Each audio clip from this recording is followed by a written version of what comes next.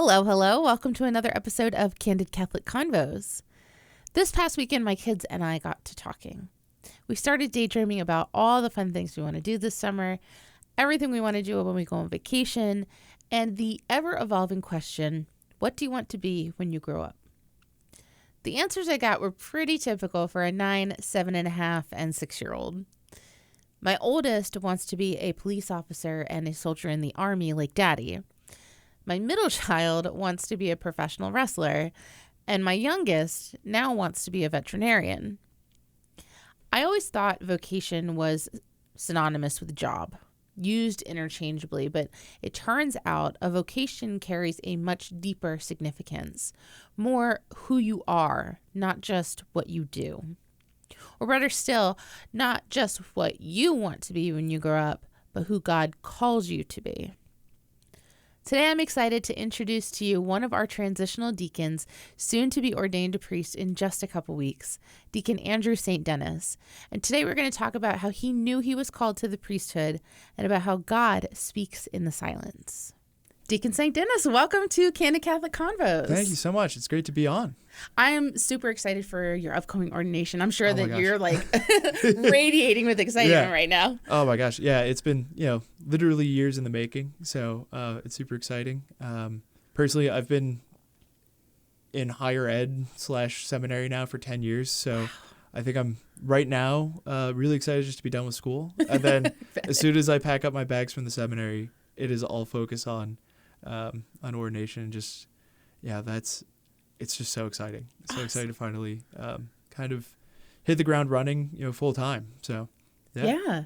I heard Bishop Senior once refer to seminary as kind of like if you were going to school to be a heart surgeon. It's basically the same amount of time because you guys are you're not operating physically on hearts, but you're operating spiritually on hearts. Yeah, it's like us being spiritual doctors. Yes. And just having that ability to see, all right, what's going on and how can we help? How can we bring the Lord into this?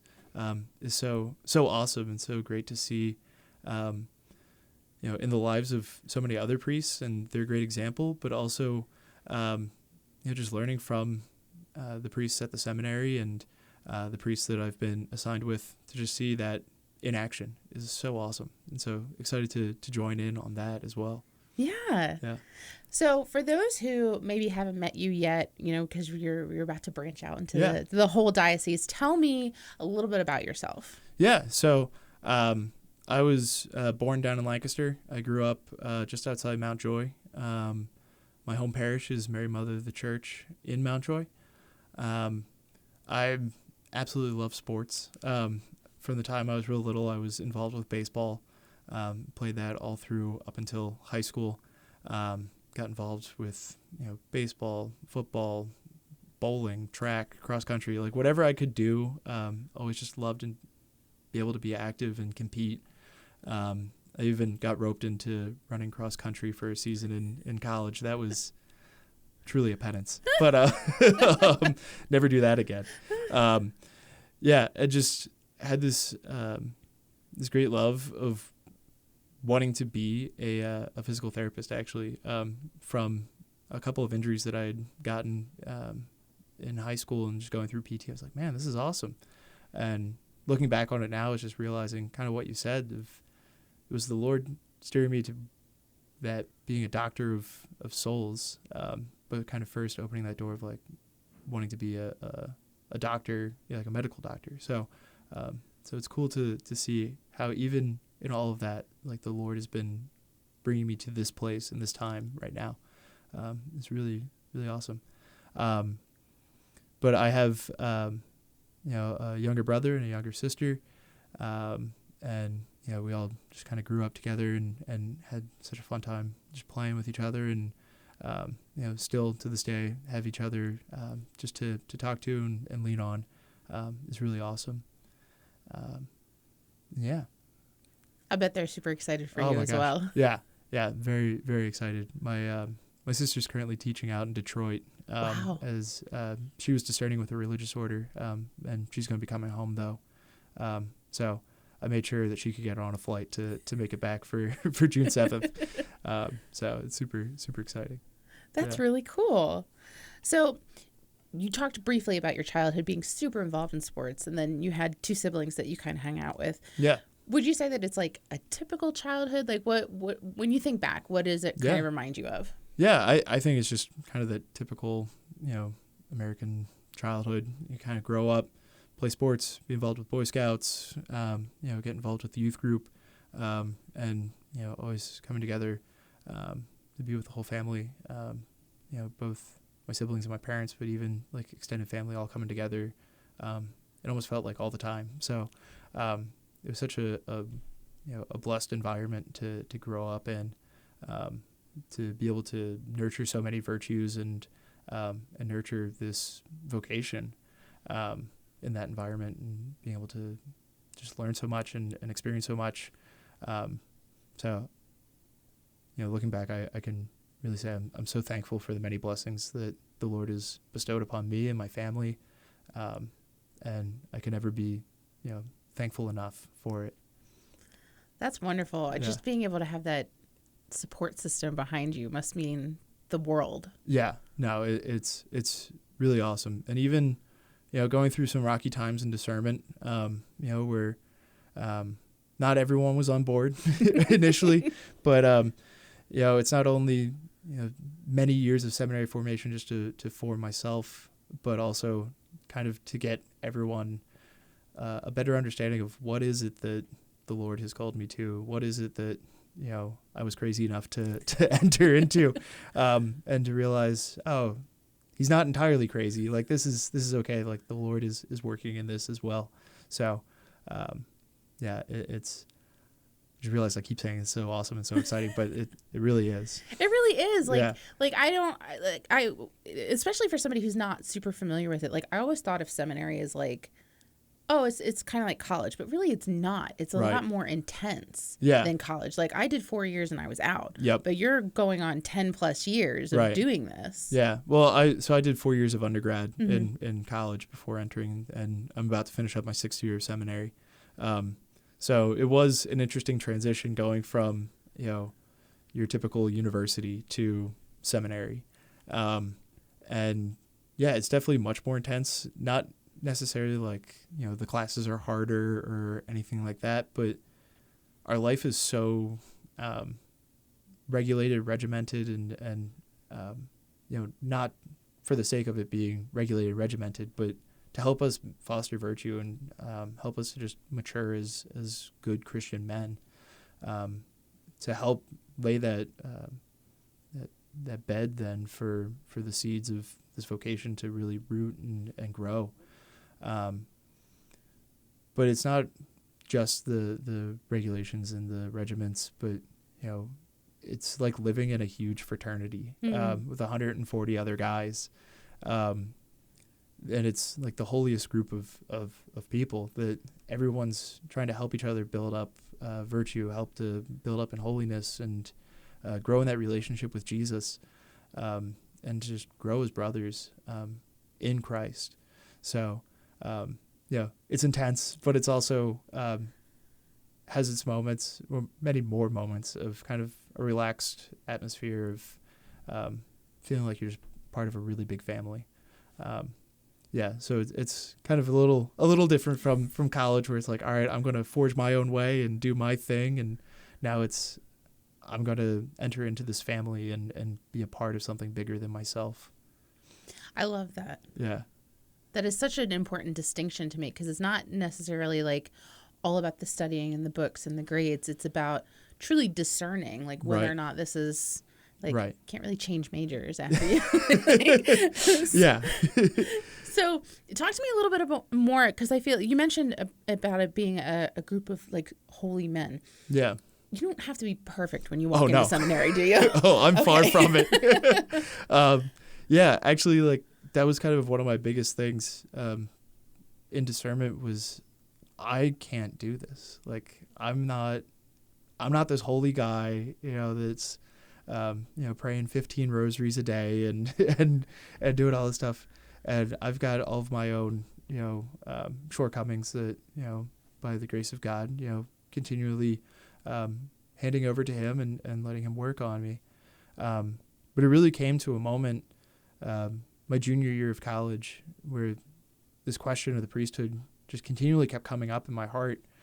I said, all right, Lord, if this is your will, then like you're going to have to be the one to open the doors. You're going to have to be the one to really take care of things. And I'm not going to worry about, those questions of, am I smart enough? Am I holy enough? Am I good enough? Or any of that.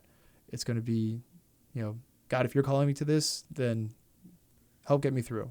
And if you're not, close the door and I'll go. But, thank God he's really helped me to continue to embrace this vocation, embrace this call, and embrace just the Christian life even more fully, to want to grow in holiness myself, and from that want to call others into this life of holiness.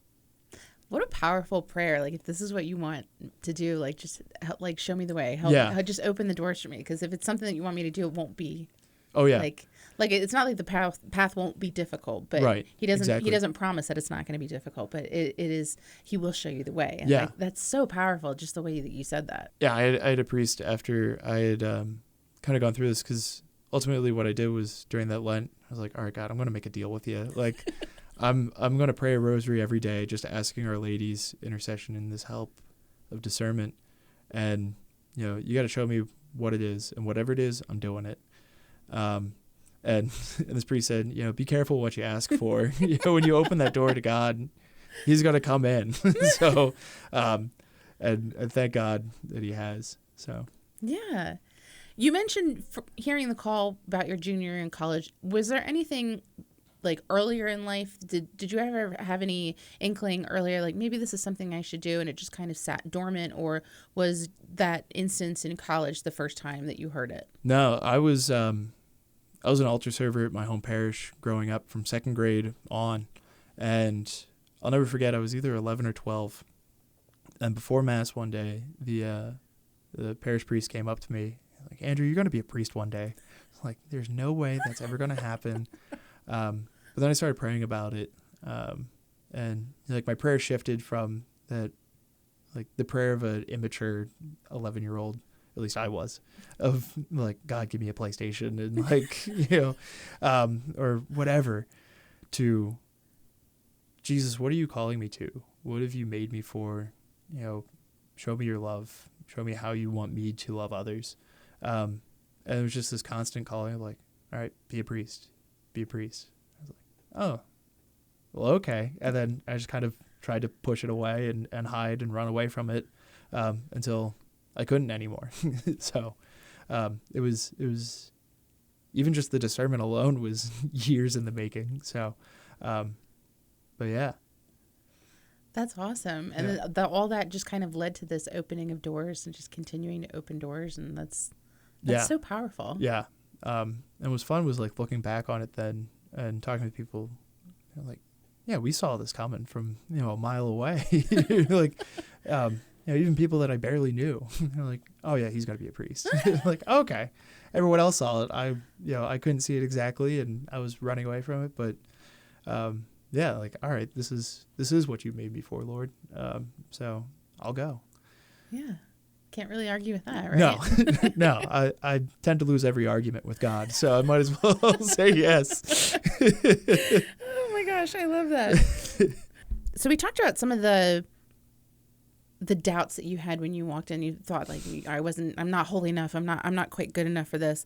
But what were some of your biggest surprises or biggest joys, like once you got there, that kind of like alleviated a lot of those fears? Yeah, I remember just coming in. It was one of the first nights, and we had like a house party, and so it's just all the guys just hanging out and like just kicking back, sitting around a campfire, or sitting around the table just talking. And I thought to myself, like, man, this is not at all what I thought seminary was going to be like. I thought it was going to be like this monastic, like everyone's in their pew, read their Bible, sit around. All you do is pray and study, and that is it. And then that was kind of that first realization, like, no, this is something more.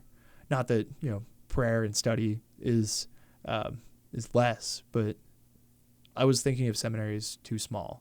And it was an invitation to bring my whole self into this, to grow in these relationships with my brothers, and be able to learn from them, be able to gain wisdom from them. And now as a deacon at the seminary, like being able to share some of that I've received from them and pass it on to the new guys that are in the seminary now. And so that was kind of like one of the first, like, oh, this is not at all what I was expecting. But also just sitting down and getting to know those guys. And we have such an awesome tradition at St. Charles of having like small groups where we'll meet together to pray and just share grace and share what's going on in our lives.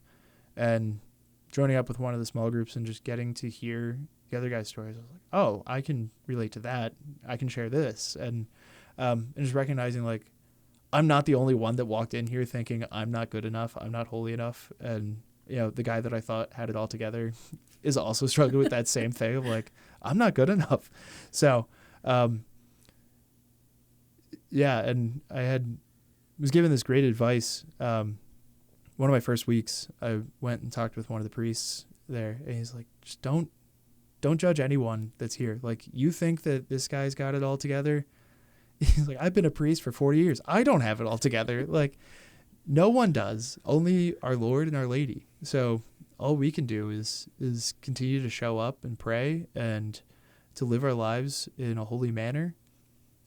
And that's all we could do. And that really helped kind of break that tension that I had in myself of like, I don't belong here.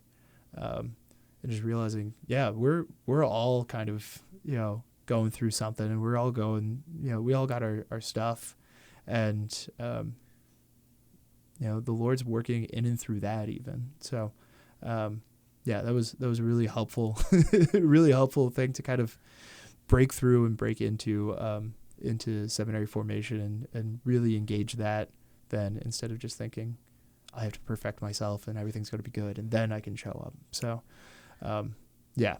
Oh my gosh, that is advice that I wish I had gotten as a new mom, because I always felt like everything had to be Pinterest perfect. Oh and my like, gosh, yeah. If the kid wasn't coloring the right, like I was just like, now my kids are 9, 7, and 5, but like in those early years, like that's what I wish. Yeah. I had somebody to come in and be like, none of us know what we're doing. Exactly. We're all flying by the seat of our pants. Yep. And then to just like, the best part I think about from what you have said about seminary is just having that like that community of people who are on the same journey. None of y'all know what you're doing, and you're figuring it out, and just listening to you're letting God, like, for lack of a better term, you let Jesus take the wheel. Exactly. And just go with it. Yeah.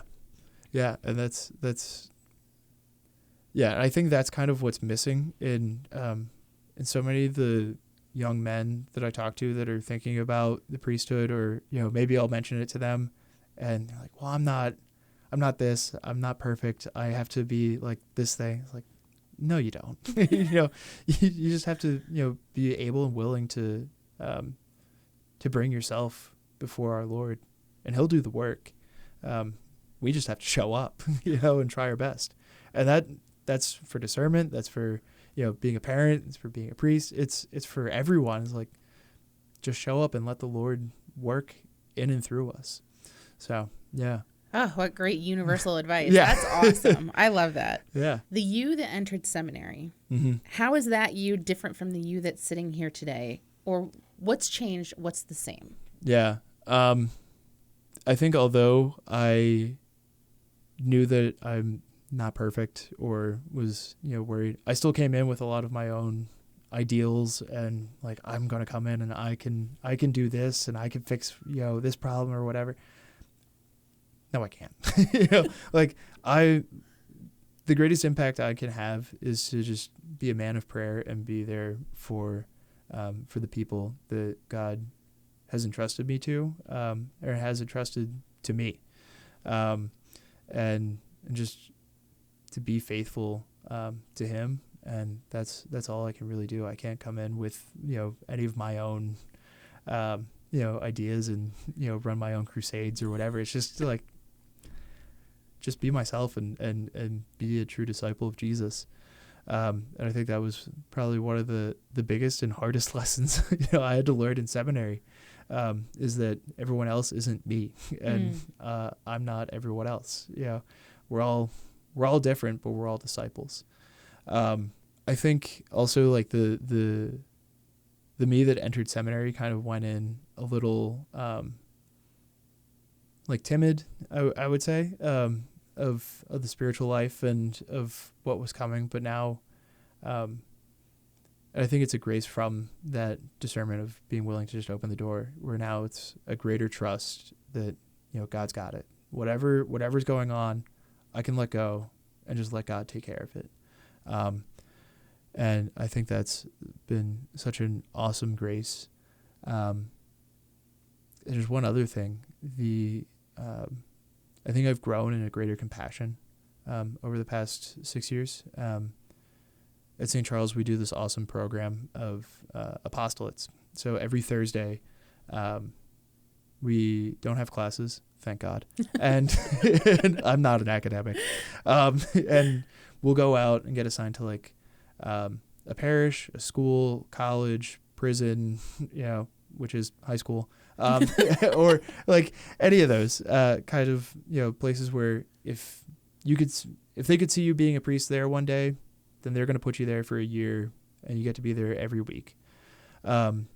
And just getting to meet so many different people from all different walks of life, and being able to see that there is the one universal of like, we all need Jesus, but how is God calling me to help them get from where they are to, where he's trying to bring them to? That's different from each and every person, and being able to just grow in that understanding of, where I'm at, like you might not be, and where you're at, I might not be. And just being able to work with the grace of God to help meet the people where they're at and bring them to Christ. And that's going to be, his work. And, I just get this awesome opportunity to be a part of that mission. So I love that. That is, it's so profound. My husband's in the military, and he has to deal with military leadership all the time. And I think that like in leadership positions, I think that kind of empathy is lacking in a lot of places. But to hear you say that you're approaching these people with this, okay, where are you at? Let me right. just meet you there. That is just mind-blowingly amazing. Exactly. that we're going to have you as a priest in this diocese now, being able to talk to people who, maybe stepped away from the church, or maybe have never been Catholic before, or maybe are having a difficult relationship with God right now. I know personally there were a couple times that he and I were not speaking. So that's incredible. Yeah. I think, that kind of comes too from, like going back to the discernment thing, I think it came back to my heart because in running away from it, I ran away from everything. Like I had that experience of like 2 years as the prodigal son of like, I don't want you, Father, just give me your stuff and I'm out. And being able to come back and like meet just a handful of people that were willing to invite me back after being away, and then challenging me, hey, you should probably go to confession. And like looking back now 8 years later, like that confession is still like a touch point in my life. I'm like, that is where my life changed. And taking that, looking back and like, all right, how would I have treated myself 8, 9, 10 years ago, and kind of putting myself in their shoes really helps with that, because like we're all just trying to figure it out, and just trying to be faithful, and that can be hard sometimes. So I'm just excited to be able to get out and share that and be an instrument of God's grace in that capacity. So it's so funny you mentioned confession, because that was literally the same thing that brought me back as well. Awesome. I went to a confession and was like this poor priest, I was yelling at him because I was so angry, and he's like, trust me, God can take it, you're fine. Yeah, exactly. But like that speaks to the power of the sacrament of like being able to go to confession. Let's get that out of the way. Everybody needs to go. But you mentioned having certain people being able to kind of guide you back. Was there anybody in particular that was like super influential in put like showing you the path and kind of guiding you in that direction? Yeah, I think originally it was the people.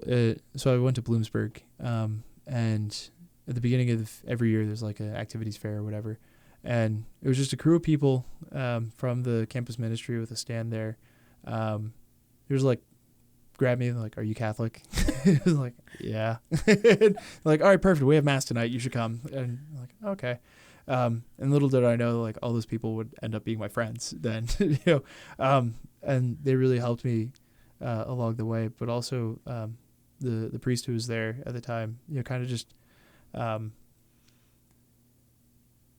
being able to just help me to at my own pace, like, come to see what it is that God is doing in my life and the care that he has for me. I think that was one of the hardest hurdles to get over at the beginning is, we hear in our CCD classes and we hear over and over again, like, God loves everybody. God loves everybody. But then we hear that and we exclude ourselves. And so I'll never forget, like, the one time sitting with him, he's like, "Who does God love?" And I was like, "Well, everybody." And he's like, "No." And I was like, "Well, yeah, he does." He's like, no. Who does he? And like kind of go through and like having that realization, like revelation, like, wait, God loves me. And like going from, this guy who's running away, trying to push everything away from, trying to push myself away from the faith and from God and from the church, to having this revelation and just realization that, like, even in all of that, like, God loved me and still does. And I think that was, another one of those turning points in discernment and just in my own life as a disciple. That if he wasn't there and wasn't able to kind of express that in a way that I was able to understand, because there was a lot of jokes and a lot of sort of whatever, I can't think of the words that were in that moment that I don't know if it would have helped anyone else, but it helped me. So I'm so thankful for all of them. They've been such an awesome blessing in my life, and so excited to be able to just be reunited with them after being not stuck in seminary, but we've all kind of been going our separate ways, and it's hard to keep up when you spend most of your life away from home, 2 hours away in a seminary. So, but yeah. That's awesome. Talk about the power of just having the right people in the right place. Yeah. At the right time to say the right thing. Like, exactly. Yeah. To have it resonate. That's awesome. Yeah. God's providence, very real, very good. Even if we don't think so in the moment, but yeah. So we talked about a prayer life and how you've the seminary has helped you develop a prayer life. How has your prayer intensified, especially leading up to the ordination? I think when I came in to seminary and even beforehand, because my friends in college and this priest were really helpful and just challenging me, like, you should be praying. Like, you should spend time in the chapel and, like, help develop this relationship with God. I think it started off as like, all right, I've prayed morning prayer, I've prayed the rosary, I went to mass, check the box, I'm done. And think that, like, I've prayed for the day, I'm good. And this took years for me to realize that, like, it's so much more than that, that it's in every moment of the day, like, being able to practice the presence of God and just realize that, like, even in this moment, like, God is here, God is present, and being willing to offer whatever it is that I'm doing, to him, from, like, the mundane, doing my homework, to like, all right, I'm going to go do a baptism. I'm offering this to you, Lord. And I think that's been something that's been really helpful for me. And especially just, when temptations to whatever arise, and just realize like, oh wait, God's here with me too. Like, do I really want to say this thing or do this thing? And I think the one of the other big things that really helped me was just kind of getting comfortable in silence. And I read this awesome book, The Power of Silence by Cardinal Sarah, my first or second year of seminary, that a friend gave me a copy. And I'll never forget just one line. He was like, God's language is silence. Like, he speaks in the silence. Just being able to just go into my room, go into the chapel, just completely disconnect from everything, so that way I can connect to God and like hear his voice and hear what is it that he's calling me to in this moment, this day. How is he helping me get through whatever sufferings I'm enduring, or helping me to embrace whatever graces that he's giving, or a greater grace to just embrace the cross, which leads into, I think, like kind of the last one was, for so long I saw the cross as something to run away from, but in reality, like it's embracing our crosses. It's embracing whatever trials and struggles that the Lord allows us to endure. Like he didn't stop his own son from taking on the cross. So why should we expect that like he's going to hold us back from experiencing that? Because it's only from the cross that we receive life. And that's something that, I still struggle with, and it's still hard. I'm far from perfect. I'm far from any kind of saint, except in my last name. But, it's that daily struggle of being a Christian, of just embracing the cross, entering the silence, and entering into that communion with God in our prayer. It's so funny you mentioned that book, because I've had Chris Wood, he's one of our spiritual directors for the diocese, and he recommends that book. It is so every good. Day. Yes. Yes. It's on my list. I have to buy it because, like, you're right. Just like you would plug your phone in to charge, like in those moments of silence, you can plug in to God and like really fill up your battery. And that's, I think nowadays there's just noise and distraction everywhere. To just take a few minutes to just completely disconnect from everything is so vital. Then we can really see what's really real. I think we get so caught up, you were talking about thinking that everything has to be like Pinterest perfect. Like all of that is fake. Yes. Except for this conversation. Like the internet is so full of so many like traps and lies that we tend to fall into, but we can't even realize or see, like, I fall into this all the time, like see that our brother, our sister is right there with us, and like God is trying to call us to something more. But at least I get like caught up in news feeds and whatever's going on in the news, or what's the newest YouTube video, like and I just always hear Cardinal Sarah in the back of my mind, like disconnect, connect. So it's I think it's the biggest struggle of, for us living in the 21st century right now. But absolutely. Yeah. So as a deacon, you're able to participate in more of the ministry aspects, like you mentioned baptisms. What has been your favorite aspect of ministry so far? Oh my goodness. So I've had an awesome privilege. Two really. Well, so many. I can't count. But just kind of going full circle on a lot of things. And I was able to baptize one of my cousin's daughters. And then one of my aunts had sadly passed away 4 years ago. And my uncle got remarried last summer. And he called me up. He's like, so I hear you can do funerals, baptisms, and weddings. I'm not dying anytime soon, I hope. And I'm already baptized, so I was wondering if you could do my wedding. I was like, oh, no way. So it was like this awesome thing of being able to, not only go out, but also like it's now my own family is like coming to me and like asking for the sacraments, which is so cool and so awesome.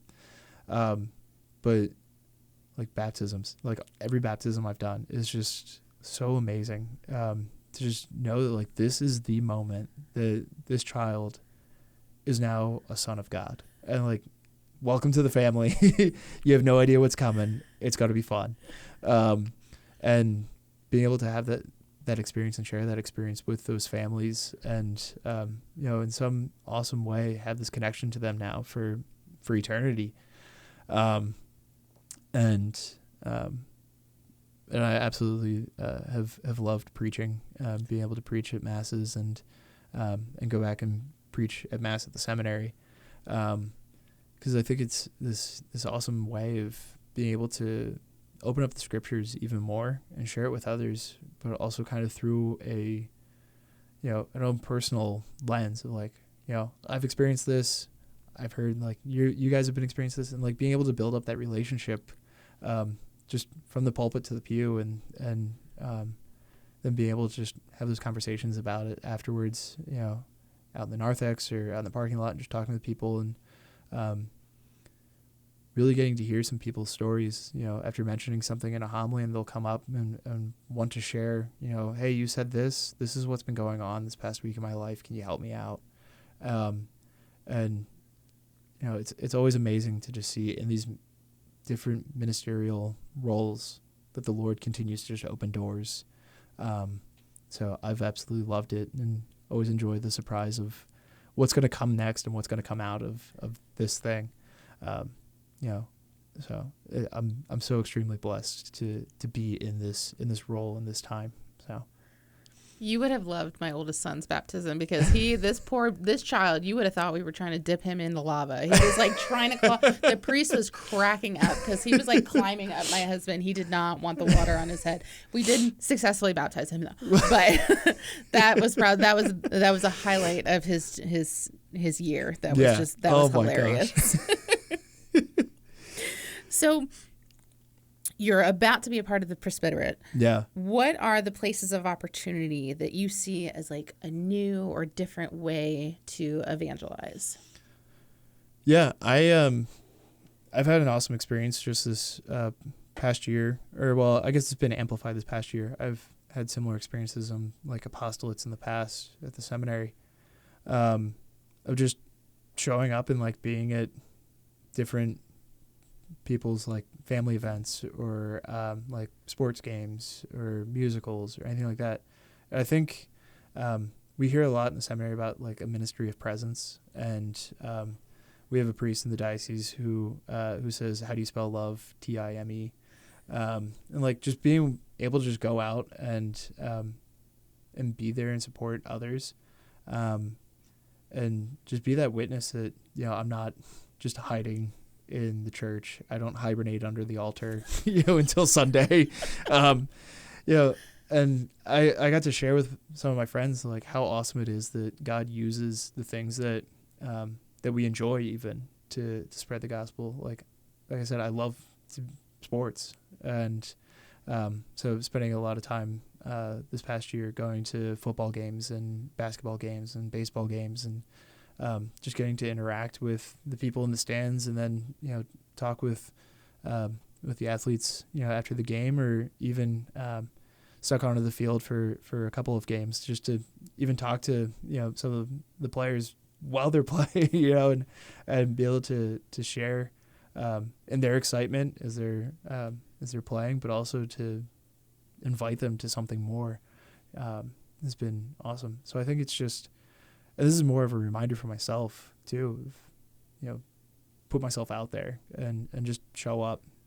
The Lord's going to continue opening those doors. I just have to be the one to go out and cooperate with His grace. So, you mentioned about the presence. I remember being in Catholic school, and like anytime the priest would walk in, be like, "Shh, everybody has to be on their best behavior."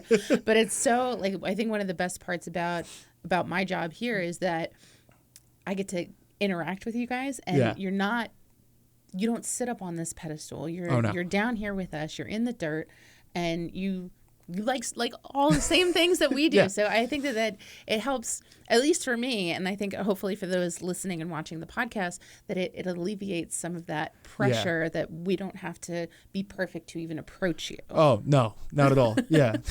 You're not perfect. I'm not perfect. like we're all just trying to work through it. So, yeah.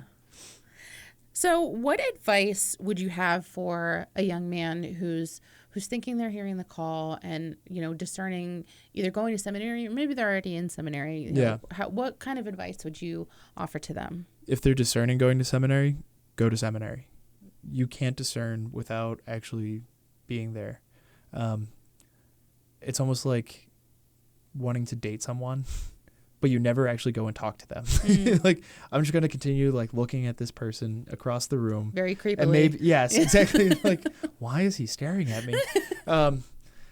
We kind of do the same thing with vocations to the priesthood and religious life, where we'll just kind of sit there and be like, well, maybe that'll be nice, but I'm never going to engage it.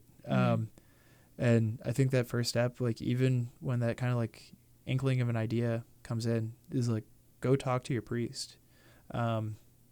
He's been through it. he knows what you're going through, and he can kind of help you get the ball rolling.